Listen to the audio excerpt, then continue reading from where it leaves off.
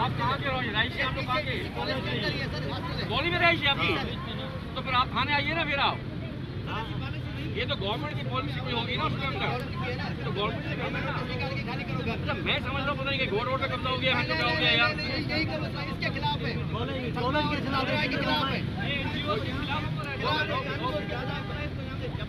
अरे अम्मा छोड़ो मुझे 2 बस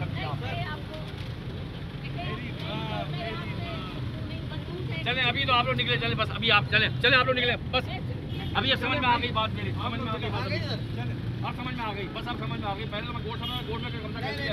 हम मेहरबानी करें प्लीज, अभी चले आप। क्या सॉरी यार, सॉरी।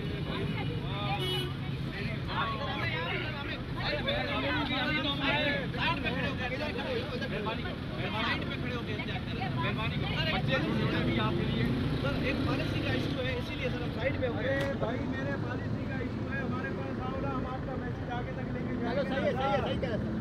ये अभी तो साइड पे तो साइड पे बस अभी आप करो, अभी आप ठीक है।